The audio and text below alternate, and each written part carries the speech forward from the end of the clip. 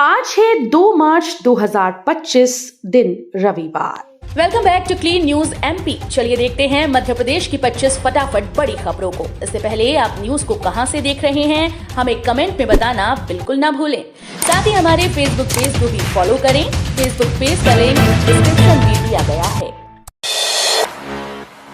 MP में कर्मचारियों की पेंशन पर वित्त मंत्री का बड़ा ऐलान, अब खातों में जमा होगी क्रेडिट राशि। एनपीएस एमपी में राज्य सरकार ने कर्मचारियों की पेंशन से जुड़ा बड़ा फैसला लिया है। इसके अनुसार अब प्रदेश में अंशदायी पेंशन योजना में मिसिंग क्रेडिट की राशि अभिदाता के खाते में जमा की जाएगी। प्रदेश के उप मुख्यमंत्री और वित्त मंत्री जगदीश देवड़ा ने ये ऐलान किया। उन्होंने बताया कि मिसिंग क्रेडिट की राशि अभिदाताओं के खातों में जमा करने के लिए विशेष अभियान चलाया जाएगा। दैनिक वेतनभोगी श्रमिकों के लिए नए न्यूनतम वेतन के आदेश जारी, लाखों लोगों को होगा फायदा। श्रम आयुक्त इंदौर ने दैनिक वेतनभोगी कर्मचारियों और श्रमिकों के लिए 1 अप्रैल से 30 दिसंबर 2024 तक के लिए न्यूनतम वेतन भुगतान के आदेश जारी कर दिए। इससे प्रदेश के 10 लाख दैनिक वेतनभोगी कर्मचारियों और श्रमिकों को लाभ होगा। मुख्यमंत्री की घोषणा के बाद श्रमिकों के वेतन में प्रतिमाह 2,225 रुपए की बढ़ोतरी की गई। 25 मार्च के बाद घोषित होगा राज्य सेवा परीक्षा 2025 का परिणाम। मध्य प्रदेश लोक सेवा आयोग ने राज्य सेवा प्रारंभिक परीक्षा 2025 की अंतिम उत्तर कुंजी जारी कर दी। आयोग अब इसके आधार पर अभ्यर्थियों की उत्तर पुस्तिकाओं का मूल्यांकन करेगा। ये कार्य अगले 20 दिनों में पूरा किया जाएगा। परीक्षा परिणाम 25 मार्च के बाद घोषित होने की उम्मीद है। इसके बाद चयनित अभ्यर्थी मुख्य परीक्षा के लिए आवेदन कर पाएंगे। बालाघाट में कहा, एमपी में नक्सलवाद के लिए जगह नहीं। मुख्यमंत्री डॉक्टर मोहन यादव ने कहा कि मध्य प्रदेश में नक्सलवाद के लिए कोई जगह नहीं है। कोई भी आकर आपको तंग नहीं करेगा। कोई किसी राज्य से आ जाए तो जिंदा नहीं जाएगा। मुख्यमंत्री शनिवार को बालाघाट में किसान सम्मेलन में शामिल होने पहुंचे। यहां उन्होंने 326 करोड़ 60 लाख के 117 अलग अलग कार्यों का भूमि पूजन और लोकार्पण किया। एमपी के 6 शहरों में जल्द दौड़ेगी 550 नई बसेस। केंद्र सरकार ने पूरी की टेंडर प्रक्रिया। मध्य प्रदेश के 6 शहरों में आने जाने में आ रही परेशानियां जल्द ही खत्म की जाएंगी। यहां 550 से ज्यादा नई बसेस दौड़ेंगी, जिससे यात्रियों की दिक्कतें खत्म हो जाएंगी। ये सभी इलेक्ट्रिक बसेस यानी ई बसेस होंगी, जिससे ध्वनि प्रदूषण और वायु प्रदूषण भी खत्म होगा। पीएम ई बस योजना के अंतर्गत केंद्र सरकार की सहायता से प्रदेश की राजधानी सहित सभी प्रमुख शहरों में इन बसेस का संचालन किया जाएगा। होली पर घर जाना होगा आसान। भोपाल से 10 स्पेशल ट्रेन का शेड्यूल जारी।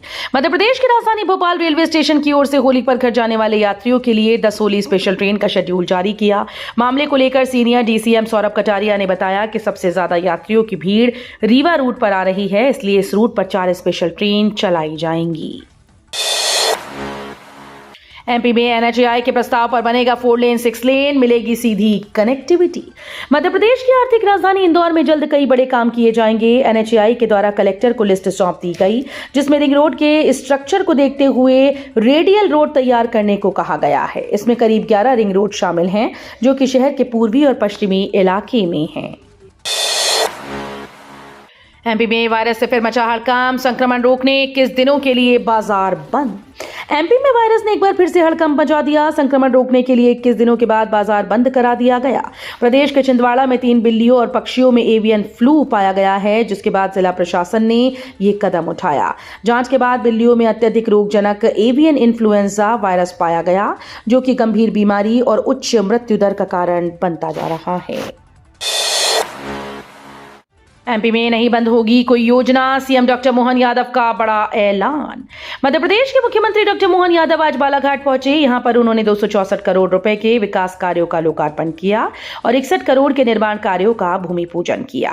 उन्होंने सभा में लाडली बहनों का जिक्र करते हुए कहा कि बहनों, आप चिंता न करें, आपके लिए भी योजना बनी है। पीएम मोदी के नेतृत्व में जो योजना चालू हो गई, एक भी योजना बंद नहीं होगी। एमपी में कलेक्टर के खिलाफ हाईकोर्ट ने जारी किया वारंट।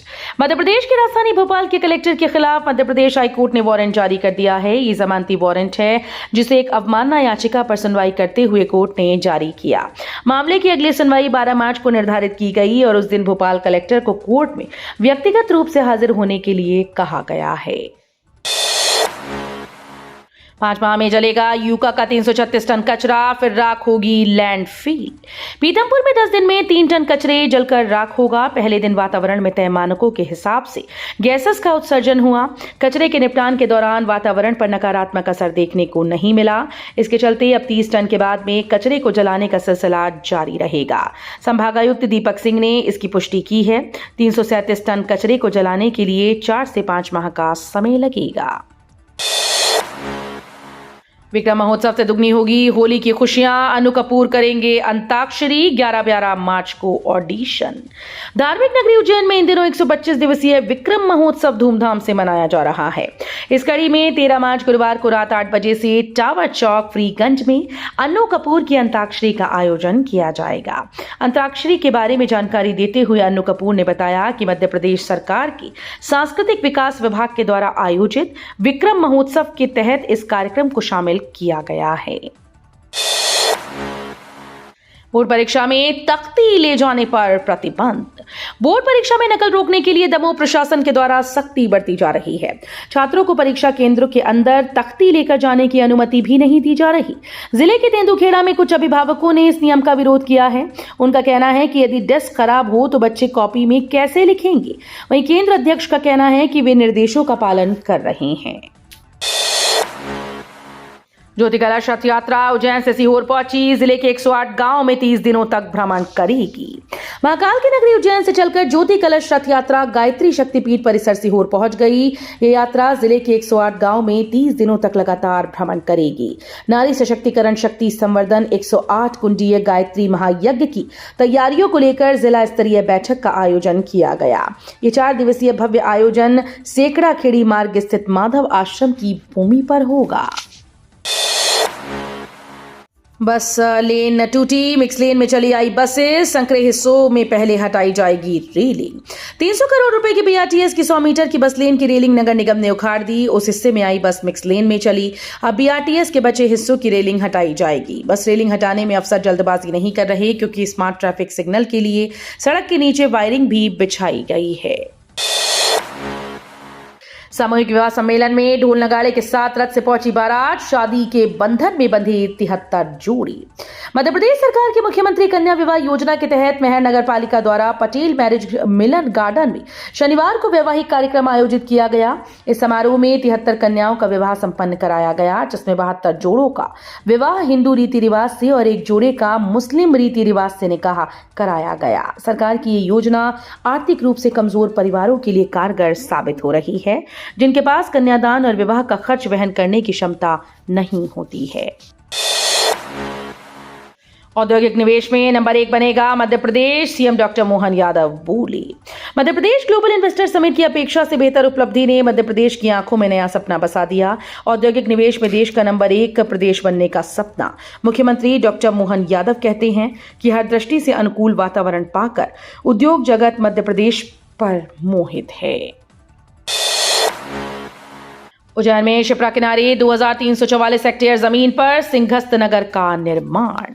धर्मधानी उज्जैन में शिप्रा नदी किनारे 2344.10 हेक्टेयर जमीन पर सिंघस्त नगर का निर्माण होने जा रहा है। इसमें आश्रम, अस्पताल, स्कूल, कॉलेज, गुरुकुल, धर्मशाला एवं दर्शनीय स्थल बनाने को न्यूनतम 1 हेक्टेयर के प्लॉट कटेंगे।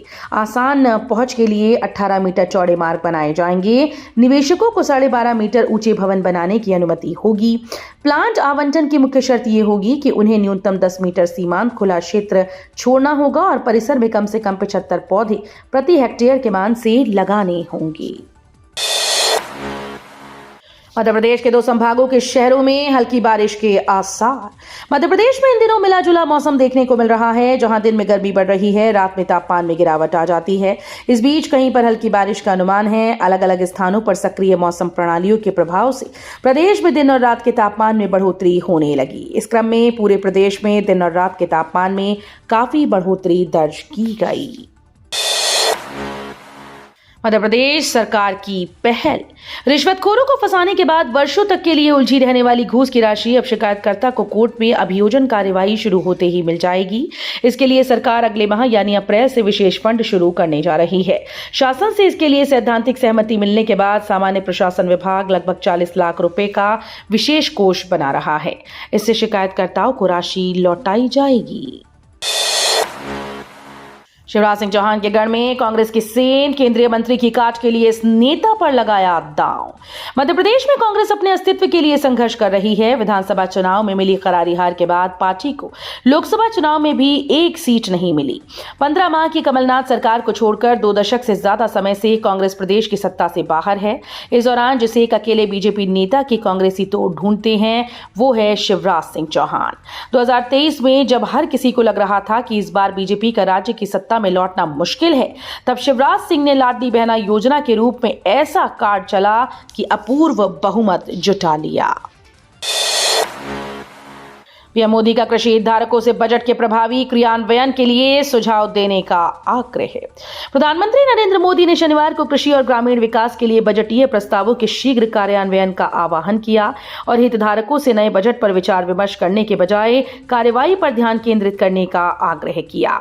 बजट के बाद कृषि और ग्रामीण समृद्धि पर आयोजित वेबिनार को वीडियो कॉन्फ्रेंसिंग के माध्यम से संबोधित करते हुए प्रधानमंत्री ने इस बात पर जोर दिया कि ये बजट सरकार के तीसरे कार्यकाल में एक सुसंगत नीतिगत दृष्टिकोण के साथ विकसित भारत के दृष्टिकोण के नए विस्तार को दर्शाता है। एमपी के किसानों के लिए अपडेट। अब 15 मार्च से समर्थन मूल्य पर गेहूं खरीदी।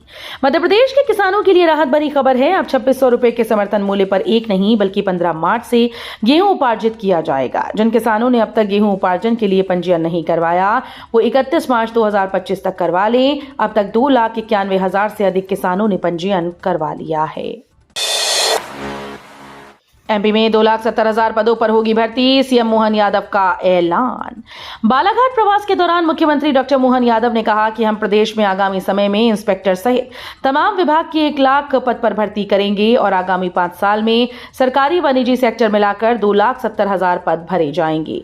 मुख्यमंत्री ने यह भी कहा कि आगामी 2028-29 तक 70% युवाओं को रोजगार के नए अवसर उपलब्ध कराने के प्रयास होंगे।